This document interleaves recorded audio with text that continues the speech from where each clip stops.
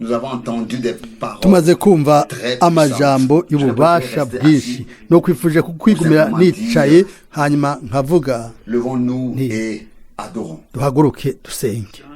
Je vous le dis, ndabibabwiye quand on est iyo assis là et umuntu qu'on yicaye ngaho reçoit la parole de Dieu de tout son cœur, yakira ijambo ry'Imana n'umutima we quelque chose wose se passe. hari ikintu gikoreka muri twebwe, Cela agit. ibyo biragira ubuzima. babidusomeye La parole de ijambo Dieu ry'Imana est puissante. ni Elle iry'ububasha, est efficace. rirakarishe.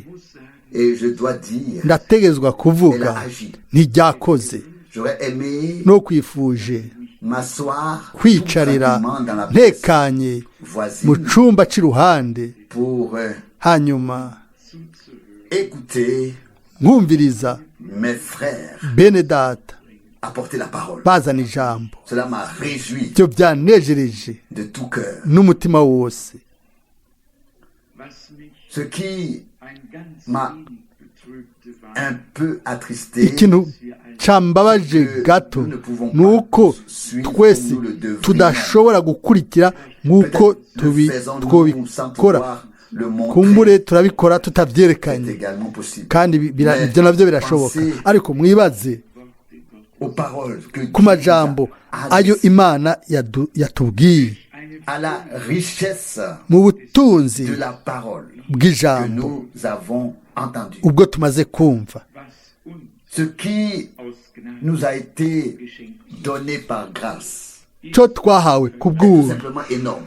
kirakomeye cyane, ni kinini ugereranije Vivent des milliers, n'ibyo des millions de personnes. amamiliyoni n'amamiliyoni y'abantu babayemo. Et nous devrions twotegerejwe donner gutanga un petit coup de pouce à notre cœur. twotegerejwe kunyiganyiza umutima wacu, hama tugahimbaza tugashima birenze umwami, nk'uko umwene data ajeje kubivuga. ijambo ni rizima, Elle nous a rendus vivants. ryaduhaye ubuzima. Nous n'avons pas été prêchés à mort, ntitwabwiwe nous avons été transférés mu butumwa bw'urupfu, ariko twaravanywe mu rupfu twinjizwa mu bugingo. ni kuri ibyo rero C'est vraiment en nous. by'ukuri harimo muri twebwe, nimba byarabaye igifadika, S'il n'est pas seulement écrit, nimba bitanditse gusa, mais est une vérité ariko ukuri vécue. umuntu agiramo Il y ubuzima. a des vérités qui sont écrites hariho ukuri dans la Bible, kwanditswe muri il y a Bibiliya, hakaba des vérités que n'ukuri l'on a vécues uko personnellement. umuntu yagizemo ubuzima ubwiwe. Ce dont nous avons besoin, c'est ibyo dukeneye nibyo bibiri, la vérité ukuri qui est écrite dans la Bible, kwanditswe muri et Bibiliya, ensuite vivre hanyuma cette vérité kugira telle qu'elle est ubuzima écrite. bw'uko kuri kuri mu Bibiliya, mu buzima nk'uko byanditse. turamaze kubyumva, haranditswe Si quelqu'un ngo est en Christ, iyo umuntu ari muri Kristo il est une nouvelle aba créature. abaye icyaremwe gisha. Corinthiens 5, verset Abikorinto ba mbere 5:17. uko rero nk'uko byanditswe ni iby'ukuri, ni ibifadika. Mais lorsque ce qui est vrai est ariko écrit, iyo devient icukuri cyanditse vérité. kibaye igifadika mu buzima bw'umuntu, tukabigiramwo umwimenyerezo, biba ari byiza gusumba. kuko rero ijambo riba ryasohoje, riba ryatanze igituma ryaratanzwe. La richesse ubutunzi des pensées qui ont bw'ibyiyumviro bimaze kuvurwa hano uno munsi, qui ont été lues ibyasomwe guhera mu ijambo, est vraiment mu by'ukuri très très immense. ni birebire cyane. Il est presque impossible de Ntibi- les résumer, mais je vais être ntibinakunda kubivuga mu ncamake, ariko reka Je n'avais pas prévu d'être mvunagure. ici ce soir. sinari nateguye kuba hano muri rino joro, ariko igihe cyose C'est ma conviction. ndabishoboye nibwo J'appartiens bushizi bw'amanga afise. jewe ndi muri à la parole de Dieu. ndi mu ijambo ry'Imana, M'asseoir sous son écoute. hanyuma nkicara numviriza, ndaryumviriza. ndizera yuko umuntu wese afise ugutinya Imana muri we amenya ikibereye. kuba isaha imwe mu nzu y'imana bisumba imyaka igihumbi mu minezero y'isi za buri 84. Iyo turi ahiwe rero ahera hiwe turabikora, turaba twifuza ifise inyota yo guhura n'umwami, tugahura nawe mu ijambo ryiwe. Iciyumviro yuko Imana ikora ibintu byose bisha bidushikana mu ijuru risha no mu isi nsha, muri Yerusalemu musha. Amen. Iyo dusoma mu byahishuwe Yohana 21 umurongo wa mbere uvuga neza neza ijuru risha n'isi nsha. Tubandanije gusoma aravuga ati nuze ndaza kukwereka umugeni w'umwagazi, maze agacabona umugeni. Nico caremwe gisha c'Imana kandi azoba ari muri Yerusalemu musha. Nico gihugu c'iwacu. Paulo ayivuga mu cete c'Abagalatiya. Yerusalemu wa hano ku isi ushikana mu buja, ariko Yerusalemu ho mu ijuru niyo mama wacu twebwe twese, niwe mugore yidegembya. Ivyiyumviro vy'Imana, ivyo twahawe, twahishuriwe, ivyo twashikirijwe mu ijambo ry'Imana ni byinshi kandi n'ivy'ububasha. Turamaze kenshi kubivuga hano. Uguhindurwa bitangurira mu mutima w'umuntu, hanyuma bigahereza mu guhinduka kw'imibiri yacu. Uguhinduka kw'imibiri yacu, umuntu atigeze ahindurwa, agirwa musha mu mutima wiwe, arindiririye ubusa uguhindurwa k'umubiri wiwe. Uguhindurwa k'umuntu cyangwa guhindurwa k'umuntu ic'Imana, ikintu gisha mu muntu gitangurira mu mutima. Nico gituma Imana ivugishije umuhanuzi mu isezerano rya kera ngo nzobaha umutima musha. Amen. Ndabahe na mpwemu musha. Yezekiyeli 33:26 bihera mu mutima. Umutima musha, umutima wagizwe musha, umutima wahindutse. Paulo aca yandikira ab'Ikorinto muri Korinto ba mbere 15 umurongo uzwi neza, umurongo wa 51, ngo heraba ndababwira ibanga, ntituzopfa twese, ariko twese tuzohindurwa. Ni bande abo twebwe twese? Ni bande? Abizera b'ukuri, by'ukuri, ba bandi bakiriye ijambo ry'Imana mu kwizera, bakareka rikakorera muri bo kandi rikabakoresha. Abo nibo rero nibo bazohindurwa,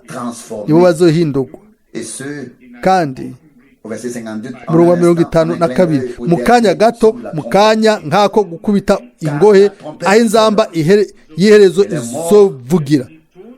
Kuko inzamba izovuga, abapfuye bazozurwa batagishobora kubura, natwe tuzohindurwa. Amen. Badusomeye ko ijuru rizohindurwa, rizozingwa nk'igitambara, ariko dutegerezwa kandi na twebwe guhindurwa kandi ivyo mu mitima yacu. Uguhindurwa gutangurira mu bugingo bwawe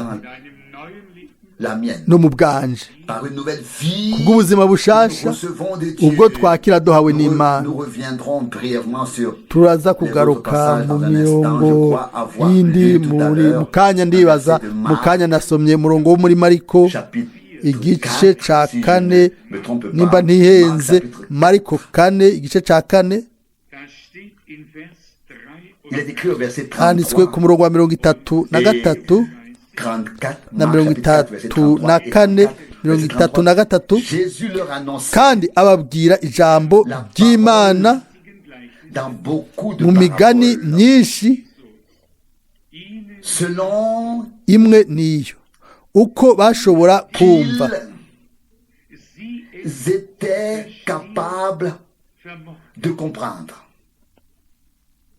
uko bashobora kumva mbega twabyumvise uko bashobora kumva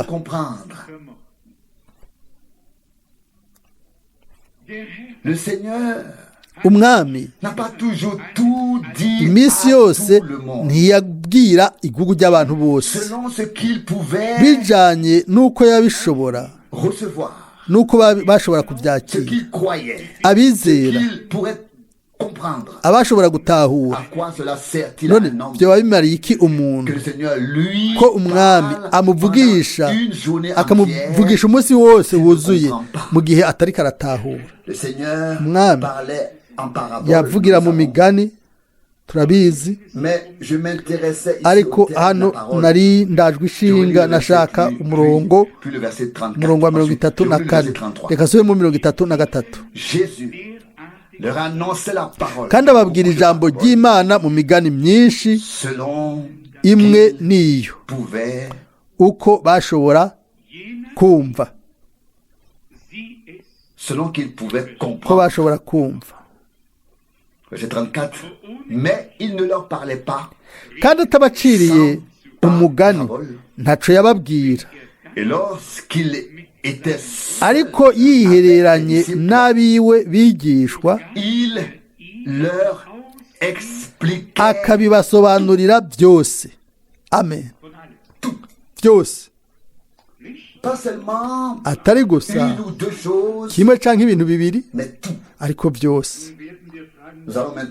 ubu rero turaza kwibaza tuti ego none inyuma y'ayo majambo byoba bikwiye rero yuko haca haza ibyo yavuze isobanuro n'uno munsi aratuvugisha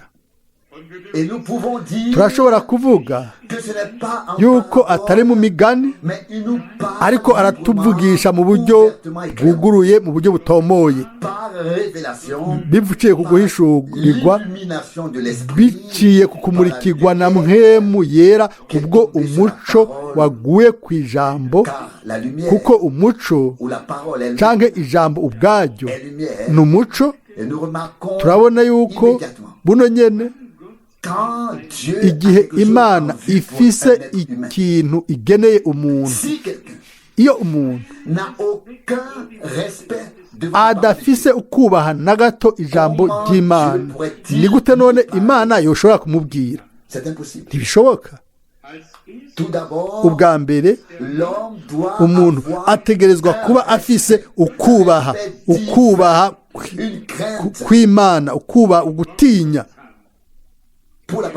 ijambo ry'Imana naho rero niho ijambo ritangura kwihishura rikatwihishurira iyo twebwe tudafise ukubaha niko byari bimeze ku banditsi ku banyabwenge b'ibyanditswe kiriya gihe ngaho reka nsome 30 nihuse mu butumwa bwiza bwa Yohana mu gice 8 sinaniteguriye bino gusa naje ngombe hano ariko muri Yohana 8 murongo wa 37 haranditswe jewe mvuga ivyo nabonye ndazi ko muri urubyaro rwa Aburahamu yamara murondera ingene mwonyica kuko ijambo ryanje ritagira ikibanza muri mwebwe bari bafise amajambo yabo bari bafise byinshi byo kuvuga byari bikwiriye ntibari biteguriye kumva isi iracuzuye abo bantu nk'abo uno munsi hari abantu ubahaye umwanya ntibohagarika no kuvuga ariko bavuga batumviriza imana, bavuga iruhande y'imana. ubwa mbere dutegerezwa kwiga yuko mu nyonga y'imana nta jambo ry'umuntu rifise agaciro, nta muntu n'umwe afise icyo yovuga, ariko imana yonyine. kandi guhera muri icyo gihe ukubara guca gutangwa, ugutinya kuratangwa. umwami ntazokwitwararika kutubwira amajambo yiwe gusa, iyo dufise kumwubaha azoyaduhishurira. muri ico kigabane nyene ku murongo wa 43 haranditswe, Yohana 8:43, niki gituma mutamenya imvugo yanje? iki nico kibazo. niki gituma? birashoboka? mbega bishoboka gute? ibyo bihagarara gute? birashoboka gute? bihagazehe? bigenda gute ko mudatahura uburyo bwanje ariko atari uburyo bwanyu cyangwa uburyo bw'abafarisayo bababwira? ariko ni gute bishoboka yuko mwebwe mudatahura uburyo bwanje, uburyo bw'Imana, uburyo bw'Imana ingene ikora?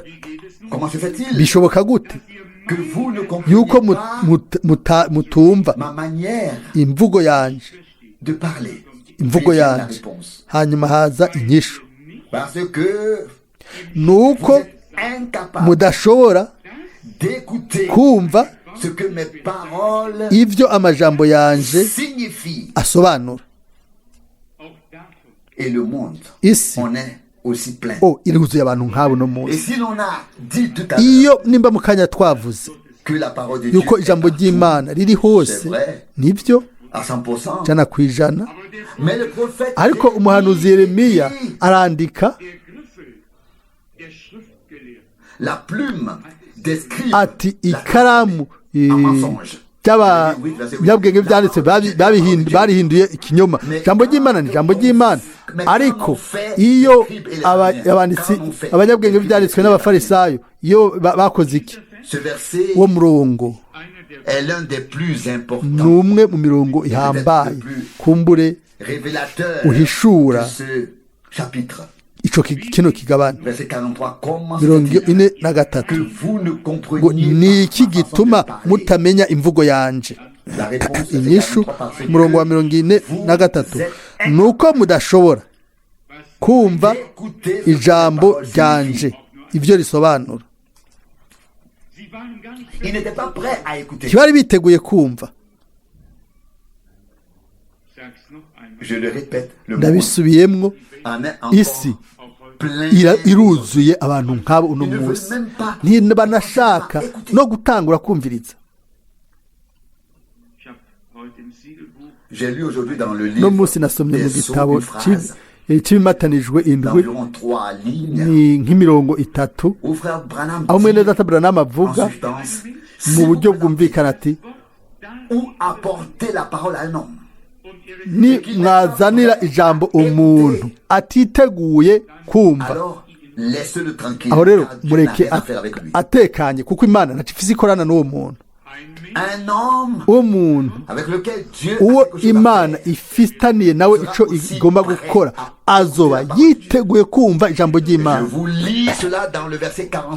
ibi ndabibasomeye, reka ndabibasomere muri Yohana 47 umurongo wa 47. uw'Imana yumva amajambo y'Imana. amina.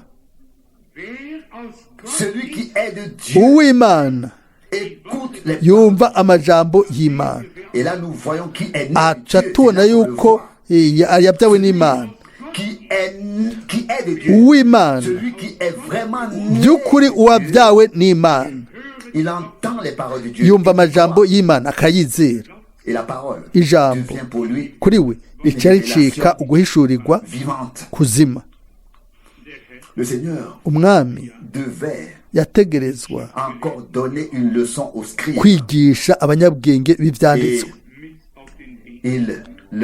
arababwira 47 ati mwebwe igituma mutumva ni uko mutaraba imana. Une parole dure. Ijambo rikomeye. Nous dirions, Seigneur bien-aimé, kuvuga tuti mwami mukundwa, ce que tu as dit là était sans amour. ibyo wavuze hajya nta rukundo rwarimo. Oya, urukundo rw'Imana n'ukuri kw'Imana bigenda bibangabanganye. Imana ntiyogira ibyo kumvikanishwa, ntiyoshobora kuza kubita mu mugongo w'abanyabwenge byanditse ngo ntibikomeye ngo ntace nawe mutabibona, nimwibandaniriza uko nta ngorane, mwibandaniza uko nta ngorane. Ibyo ntibishoboka. Ukuri kw'Imana gutegeka yuko umwami avuga ukuri, yamye avuga ukuri iminsi yose, kuko ukuri konyine ko gutanga kwidegembya, kandi ukuri n'ijambo ry'Imana. Umurongo urahambaye cyane. Uw'Imana mu tuzitizo nguvuye ku Mana, murazi neza icyo bisobanura kuba umuhungu cyangwa umukobwa w'Imana, uwabyawe n'Imana, uwavutse abyawe n'Imana yumva ijambo ry'Imana. Hanyuma yaraba abanyabwenge b'ibyanditswe, arababwira ati igituma mwe mutumva ni uko mutari ab'Imana, ni uko mutari ab'Imana. Ariko nimujye mu kibanza cyabo, mwishire mu kibanza cyabo. Abantu basomye itora, abantu bavuze ubutumwa bw'ijambo ry'Imana, barigishije abantu, bari bazi ibyanditswe. Hanyuma umwami arababwira ati, amaze kubemeza yuko bamaze kumubwira yuko ari urubyaro rwa Aburahamu, avuga ati so wanyu ni Satani. Ibyo bisobanura iki? Ku ruhande rumwe kuba ari urubyaro rwa Aburahamu, ati ku rundi ruhande ati so wanyu ni wa mubi, kandi ntimwumva kubera mutari ab'Imana. N'amajambo yari amajambo yaducumise mu mutima nk'uko twayasomye, ariko yarakenewe kandi n'uno munsi aracakenewe kugira ngo atwereke yuko by'ukuri umuntu w'Imana yumva ijambo ry'Imana, ntanigana naryo, ariko yiyegurira Imana n'ijambo ryayo. Niko umwami avuze ngo umusabye wawe arumviriza, nk'uko Yesaya yavuze ngo yumviriza nk'umwigishwa, yumviriza nk'umwigishwa, yumviriza nk'umwigishwa. Umwigishwa n'umunyeshuri n'amajambo amwe. Umuntu aricara akiga kugira ngo yakire inyigisho y'umwami, kugira ngo ahamagagwe. Abanyabwenge b'ibyanditswe ntabyo bari bakeneye. Umwami yarababwiye ibyo. Hari mirongo nasimvye, ariko ababyifuza barasoma, bosoma Yohana 8:37 gushika ku murongo wa 47. Amajambo ayo avuga byose. Mbega twoshobora kuba b'Imana, dushobore kuba b'Imana, kandi kuko twabyawe n'Imana, ubu turumviriza ijambo ry'Imana. Ibi bica bitunyarukana mu cete c'Abaheburayo, imbere yuko mwene datarusi agaruka.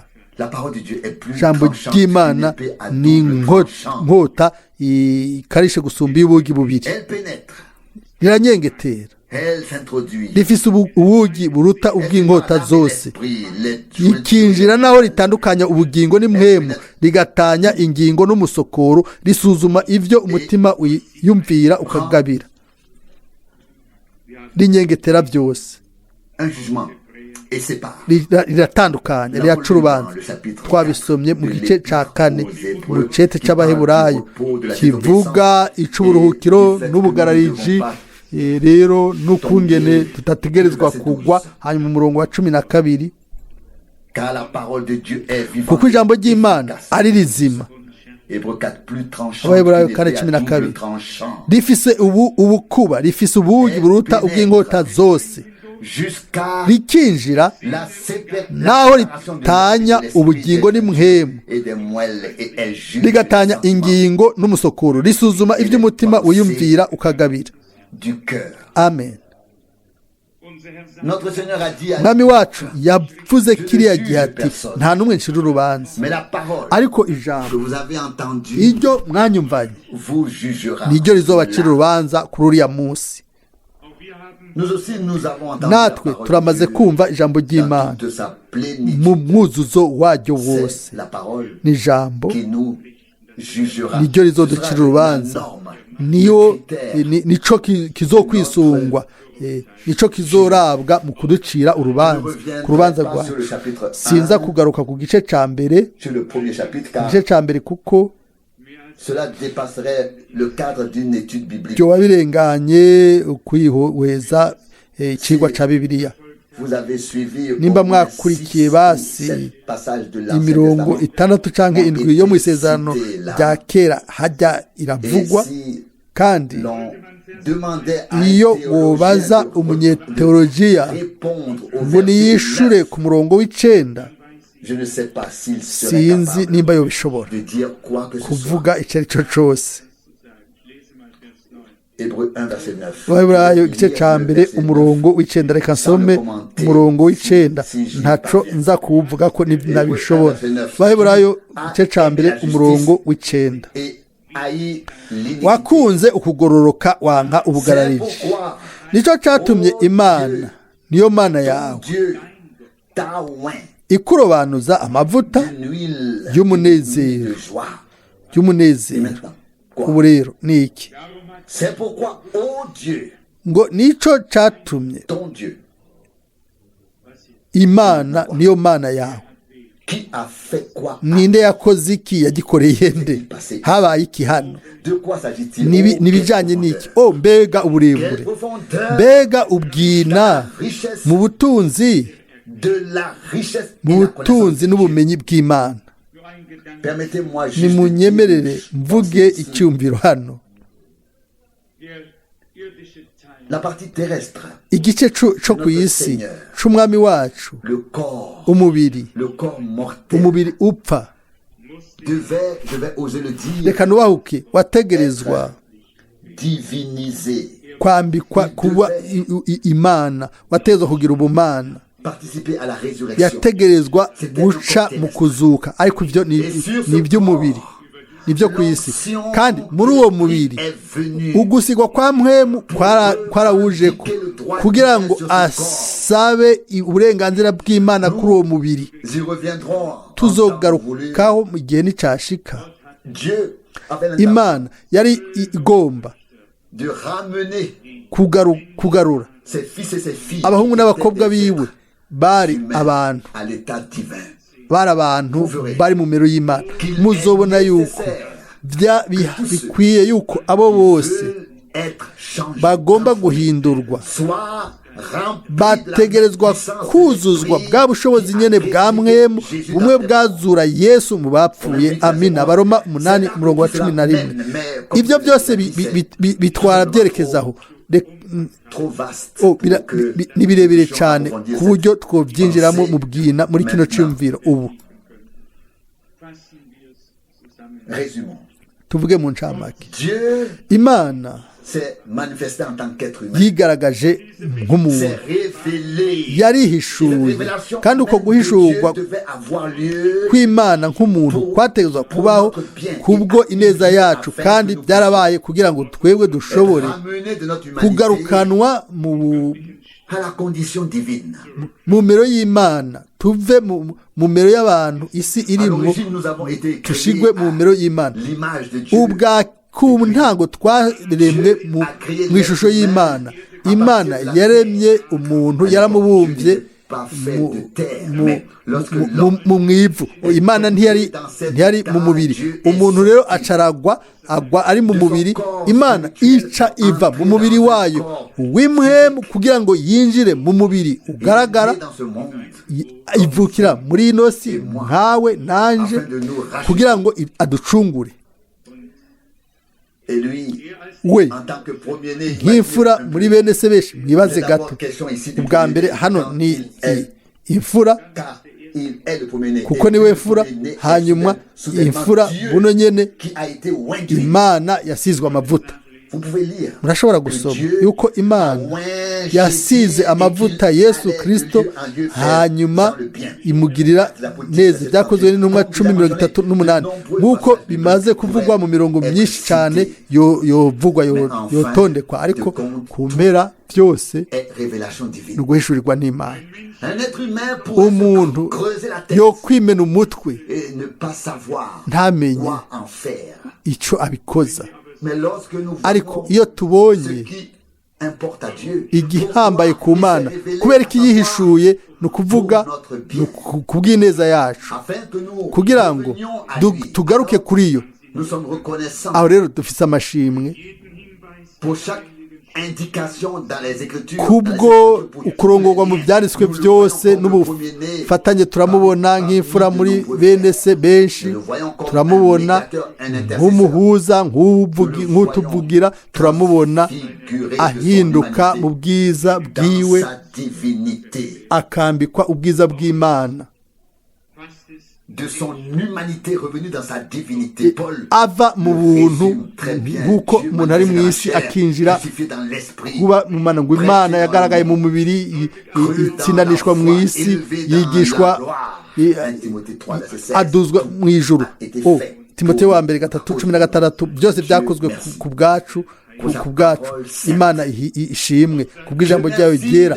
Imana nihimbazwe kuba yaratwihishuriye, hanyuma ikaduhishurira umugambi wayo w'agakiza. Ndabibabwira, ibi ntibizosubira gukoreka ikindi gihe na kimwe. Twagira ubuntu imbere y'Imana, ni mu byizere, ni mwizere. Twagiriwe ubuntu imbere y'Imana, nico gituma dushobora kuririmba n'ubushizi bw'amanga bwose tuti waranyihishuriye. Amen. Yarihishuye, yaratwihishuriye, dushobore gushika yuko nawe yihishuye aciye muri twebwe rero mu bushobozi bwiwe, adukoresheje izina ryiwe ryera rihimbazwe. Amen. Mwene Data Rusi, turasenga. Twese hamwe muri ino joro turagushimiye ku bwa rino jambo ryera ry'igiciro Mwami. Turagushimiye kubwo imigisha tumaze kwakira ukundi gusha Mwami. Waduhezagiye Mwami, kuko twakira ijambo ryawe Mwami. Turizera ijambo ryawe Mwami. Nutugirire ubuntu Mwami, nuduhe ubushobozi kugira ngo dushobore gushikama mu kwizera, ntihagire ikintu na kimwe co tunyiganyiza. Nubihe bene data bashiki bacu, nubiduhe, ubiduhe twebwe twese kubw'ubuntu bwawe Mwami. Iri niryo sengesho ryanje, Mana yanje Mwami. Fasha ubwoko bwawe Mwami ahantu hose, mu bibanza byose, turabigusabye mu izina rya Yesu Kristo. Ube ugira imbabazi kuri bose, ubikora ubu Mwami, bane natwe mu gihe tuzagutandukana. Ubwiza n'amashimwe tuzigamire mu migisha yawe, dushimagize izina ryawe, tuguhimbaze, tugusenge mu bwina bw'imitima yacu. Igihe Mwami tukifise imhemu z'abazima, tuzoshima izina ryawe, tuzoririmba amashimwe. Wowe Mana isumba byose. Aleluya. Wemere gusenga kwacu mu izina rya Yesu. Amen.